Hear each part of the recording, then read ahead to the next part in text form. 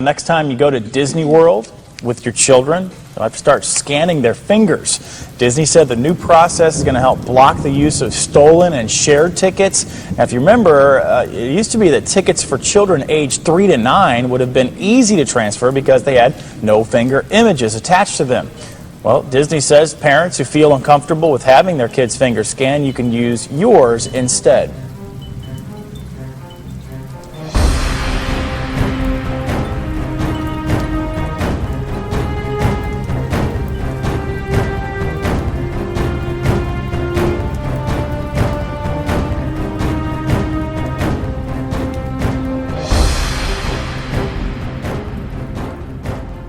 Okay, you're all set. Faircrest Middle School, Make sure you grab a fruit, okay? where 4 grades are ushered through lunch lines between 10:30 and 1. Yeah, you got 217. So if you can imagine, we're feeding about 86% of our students in each building, and we're about 700 students, give or take. So in 2 hours, it's a lot of students to get through the line. So with this, we are hoping that it will speed up the line. All right, you're all set. Thanks, Blake. After getting through the line, students used to have to enter a 6-digit PIN number to connect to their account. It just wasn't a very efficient process. Unfortunately, we have students behind them, watching them every time type in that 6-digit code. So there's a little security risk as we use that lunch code for other IDs within the school. Yeah, go ahead and put your finger on there. Starting this year, all the district needs is a finger swipe. Going today. Okay, you're all set. Thanks. They come through, put their finger, and then they just keep going. Other finger. I know it's... Okay, you're all set. Thanks. It is a biometric scan of the finger. It takes 7 points. Each point is attached a number, and that number is randomized. So yes, there is no way anyone could come in and say, I want Nick Stepanovich's fingerprint. You cannot pull it off of this system. All this technology is not necessarily foreign to these students. Even tech-savvy middle schoolers use biometrics to log on to their phone and to get into their computers. So this screen right here pulls up my account. It would tell you if I had money on it or not. The district says the new system can also remain with each student from their elementary years through graduation. The city of West Lafayette may fine pet owners if their animal ends up at a local shelter. The city of West Lafayette approved an ordinance last night to protect lost and neglected animals by getting them microchipped. In return, this keeps residents in the area safe. The Almost Home Humane Society sees about 150 pets from West Lafayette a year. Executive Director Stacy Rogers highly recommends getting them microchipped. I would highly recommend it. It's really the best way to make sure your pet's going to get back to you as soon as possible. The microchip is implanted underneath the animal's skin and programmed with the owner's contact information.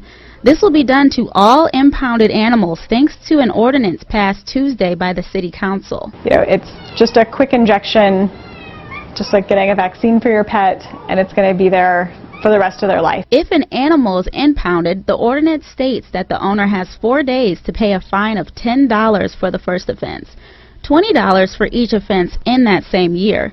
The owner will also be responsible for boarding and microchip implant fees. Mayor John Dennis was behind the ordinance. His dog was microchipped and he has seen no negative side effects. And we had the chip put in her, and it has changed her in no way. She's still a great, big, friendly, loving dog. There are a lot of things that can happen to animals if treated irresponsibly. Being a pet owner requires some degree of responsibility, and one of those responsibilities is properly chipping and identifying your dog. All right, cashless society, Rob. Could we head in that direction here in the U.S.? I think we are. Yeah. So, obviously, credit cards at gas stations, but you've been on an airplane recently. They don't take cash anymore. Cash is problematic. They don't take cash in parking lots. It's problematic because people steal it. It's problematic because not only do employees steal it, but sometimes bank robbers or robbers come into your store and steal it. So the most popular form of payment right now is still a debit card at 31% of all transactions. 26% people use cash. 22% use credit cards. Everyone should use credit cards with rewards, but I'll take that message to my grave, I get the feeling, because they're not exactly leading at this point in time. A lot of stores also want to become more minimalists, so they don't want cash, and they don't want their employees taking a big bag of cash to the bank in the middle of the night. So you're going to see more crimes cut down as we move more cashless.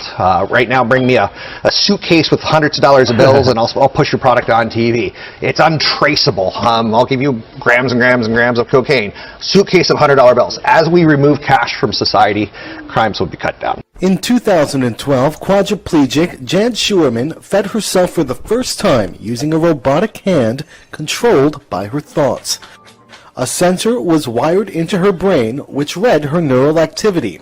Now researchers are working towards making those types of sensors wireless and tiny, smaller than a grain of sand. Hardly visible to the naked eye, this is what so-called neural dust looks like under a microscope. In rat experiments, researchers have proven that these tiny implantable machines can record neural activity in real time. There's a lot of excitement about the possibilities of being able to use neural signals, whether from the peripheral system or the central nervous system, to, control and actuate some motor prosthetic. And, that might be a limb prosthetic, it might be an exoskeleton, it might be something more advanced, like a speech generator. ¡Que viva la población transexual de Bolivia! ¡Que viva!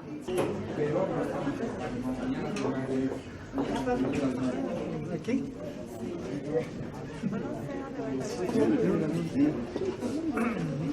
No.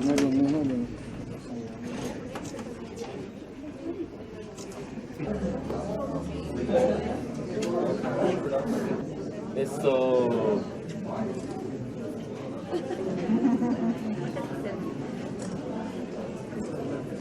Asumí mi género femenino totalmente. Más de 30 años que en un momento al principio sufrí bastante discriminación, bastante violencia psicológica, verbal, hasta incluso física.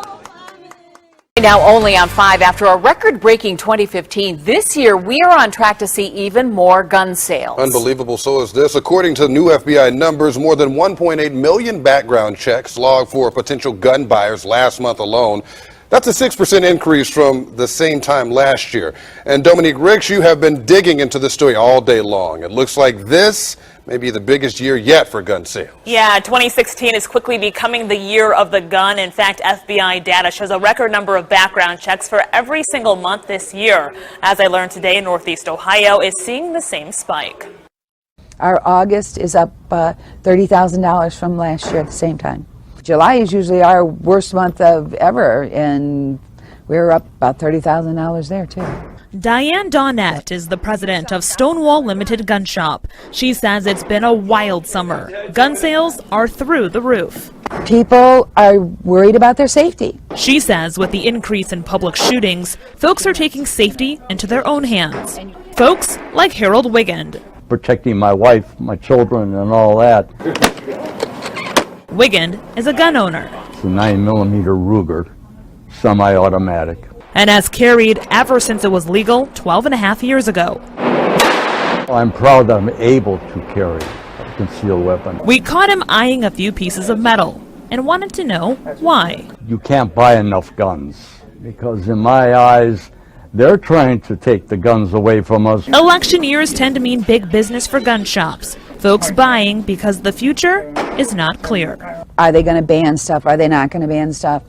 During his historic trip to Laos, President Obama made another first back in the U.S. He nominated Abid Qureshi to the United States District Court for the District of Columbia. Qureshi is reportedly the first American Muslim to be nominated to serve as a federal judge. He is also a member of the District of Columbia Bar Association's Legal Ethics Committee. He received his law degree from Harvard Law School and his Bachelor of Arts degree from Cornell University. However, it's unlikely Qureshi will be confirmed before the end of Obama's term. The Senate Judiciary Committee hasn't held a nomination hearing for Supreme Court nominee Merrick Garland. Obama nominated Garland in March. After that, Republicans on the committee sent a letter to the Senate Majority Leader saying they wouldn't hold a hearing for any Supreme Court nominee until the next president is sworn in. And political watchers don't think it will be any different for a federal judge. Welcome back to The Lead. New outrage on Capitol Hill today after Obama administration officials briefed lawmakers about 2 other cash payments to Iran. Sources tell CNN that in addition to the previously reported $400 million in cash given in conjunction with U.S. hostages held in Iran being freed, including Washington Post journalist Jason Rezaian, 2 additional cash payments totaling $1.3 billion were made, as first reported by this morning's Wall Street Journal. Republicans such as Senator Marco Rubio argue, quote, by sending the signal that hostages are a legitimate means of securing concessions from our government, the Obama administration has put countless American lives at risk through this payment, as Rubio wrote in today's Tampa Bay Times. Obama administration officials note that the $1.7 billion belongs to Iran, having been awarded by the Hague Tribunal, stemming from the U.S. not delivering fighter jets that Iran had paid for before the 1979 Iranian Revolution. The U.S. Defense Department says one of its Navy ships has changed course after a close encounter with an Iranian craft in the Central Gulf on Sunday. The Pentagon says the Iranian fast attack vessel sailed within 91 meters of the USS Fireboat, forcing the 53-meter U.S. ship to change course. The U.S. adds this was at least the 4th such incident in less than a month.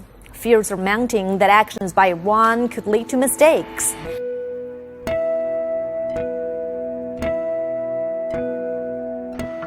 According to the Russian Ministry of Defense, 2 U.S. spy planes have been intercepted over the Black Sea near the Russian border. RT's Murad Gazdiev has more details. Russian Defense Ministry says several American spy planes, surveillance aircraft, try to approach the Russian border from the direction of the Black Sea. They did this with their transponders off. Those are the little radio beacons that warn other aircraft to be careful and help avoid a collision. They were promptly intercepted by Russian fighter jets, which were scrambled in Crimea. They approached the American aircraft, and those changed course and headed back towards the Black Sea, away from the Russian border. This, apparently, the Russian Defense Ministry says, isn't the first time that American jets have tried to get close to the Russian border recently. What with the Caucasus 2016 military exercises being held in the area of Crimea in the Caucasus. The United States Pentagon has confirmed that an incident took place, calling it a dangerous close-range intercept.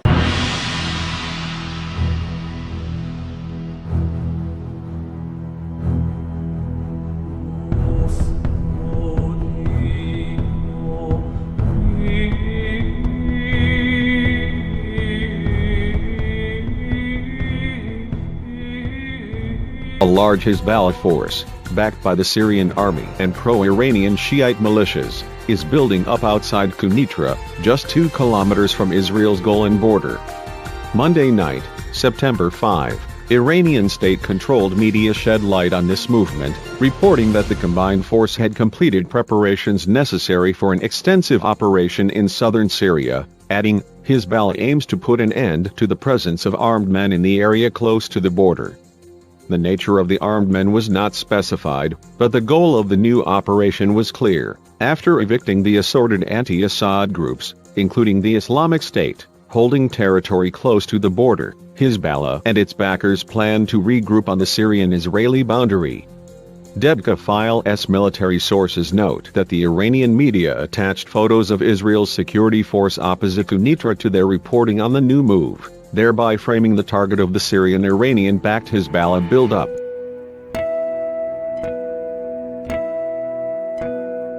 سوريا هي ليست مجرد جسر بين إيران وبين المقاومة بلبنان أو مقاومة فلسطين. هي مش إنه بس هي معبر، إنه والله في إمكانات إجت أو في تسهيلات أو في تدريب أو في دعم لوجستي معين، ليس فقط، لا، سوريا بما هي بإرادتها السياسية، بموقف قيادتها، بعدم استسهامها لإسرائيل، بعدم توقيع الصلح مع إسرائيل، بعدم تنازلها عن حقوقها الوطنية، بعدم تنازلها عن القضية الفلسطينية، ببنية جيشها، بعقيدته الوطنية، بعقيدته القتالية، بموقعها السياسي، وأيضا بمخازن الصواريخ، جزء من محور المقاومة، هي داعم للمقاومة مو جسر. Two people have been detained in Paris after a car parked near Notre Dame Cathedral was found with 7 gas canisters inside. The registration plates had been removed from the vehicle. The owner of the car is reportedly on an intelligence service watch list of people suspected of religious radicalisation.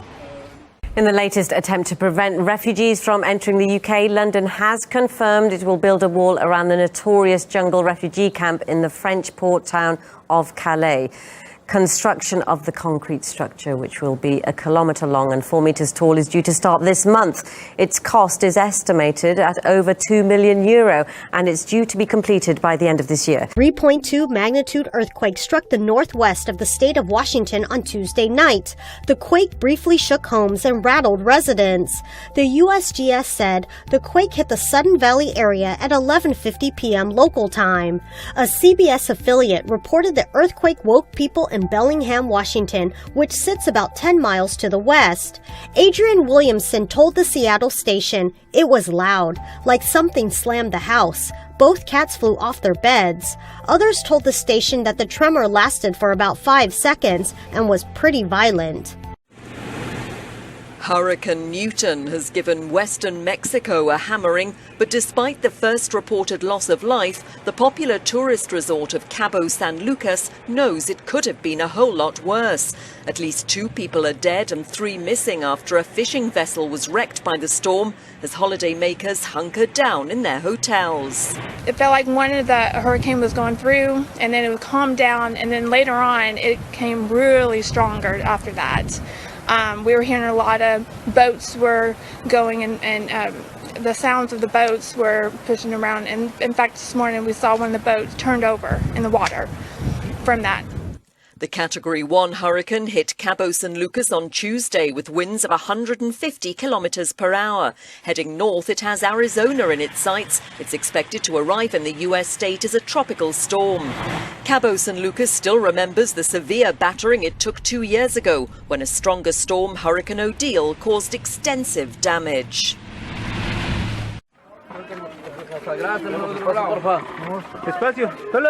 At least 9 people have died and 2 were missing after intense rains triggered a mudslide near Guatemala City. Local residents helped rescuers clean up the debris. Authorities opened shelters for those affected while emergency services looked for survivors. The rainfall caused flooding and mudslides across the Central American nation.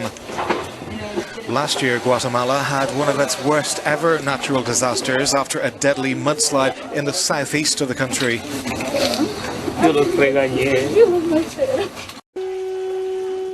In Greece, 4 people have died and at least 1 other person is missing after heavy downpours caused flash flooding. In the northwest, a Romanian woman and her 2 children were rescued. At least 3 of the victims were elderly or vulnerable. This woman feared for her life. I was alone. The water came up to my chest. I was shaking.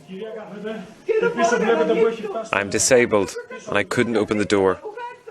I couldn't even find the keys to open it and let the water out. I was sleeping in my bed and I was soaked. I almost drowned.